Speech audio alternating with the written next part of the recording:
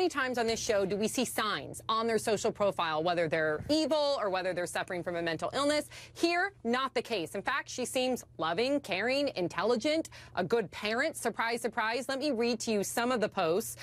Here's one from August 23rd. It was a good day. We got everything the kids needed for back to school, and I got awesome news about my sales at the store, her job. Going to lay down and relax. Another post on August 11th. I will be glad to see my kids tomorrow. It's been nice, but I'm bored to death without them. And then finally on July 17th, it's official. I have a teenager. Happy birthday, daughter. I love you so much. Well, in the midst of this seemingly normal parenting, here's the filth they were living in. Feces on the walls, as you heard from the police. Dirty diapers piled 2 feet high. Vermin, bugs. Look at this. Look at this. Dead animals, a dog and a cat, Sam. I know that disturbs you more than anything. And 3 dead babies. Vanessa, again, I'm spending my night tonight going, I don't understand. This is another one I don't understand. There is no way to understand this, and I'm hearing that the lawyer is saying, oh, she must have some mental illness. I'm sick of it. It is BS. Well, this woman, no mental illness. Well, let's say, what if she were like cognitively impaired, like she had some sort of intellectual problem, or she didn't look like that on Facebook. I know she doesn't seem to be that at all. When I first heard the story, I thought that was it.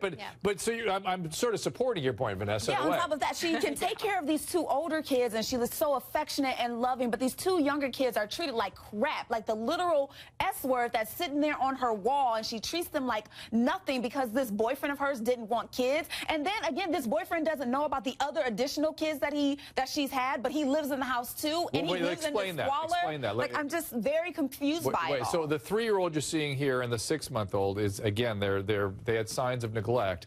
Those were children that she claimed to her boyfriend. Is this right, Sam? That yes. she was babysitting. She was merely babysitting because he didn't want other children. How did she hide the pregnancy? No. She must have hid 5 pregnancies, 3 dead babies, and 2 children that she's babysitting. Lonnie, can you make any sense of this? No, and this is not the first time we've seen this, Dr. Drew. These women who have these babies and then either kill them or somehow pass it off and say they were never pregnant. And I want to know about this boyfriend. I mean, where's his responsibility in this? He was living in the home. Why isn't he in jail? Why isn't he the one in prison here? Maybe he's the one causing the whole thing. This may have been a coercive, controlling relationship that went out of control. Yeah, that's exactly right. I mean, clearly that's apparently why she didn't want to let him know or admit that they were his babies, these other 2 children who were being so horribly treated. But look, even if he didn't know those were his, which hard to believe, but he knew the other 2 were his, and living in this squalor and in feces and in vermin and with dead animals. What's he doing to take care of those kids? They're his kids too, and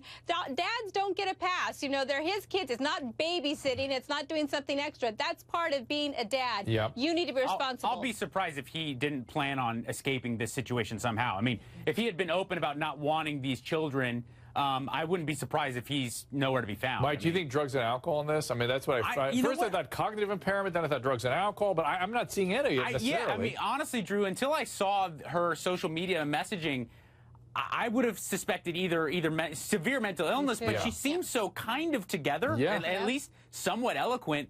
At some point, I just feel like attorneys use the idea of mental illness to their advantage, and there has to be some point where that margin kind of shrivels up. I mean, when can she be held accountable for the murder of children? Yes.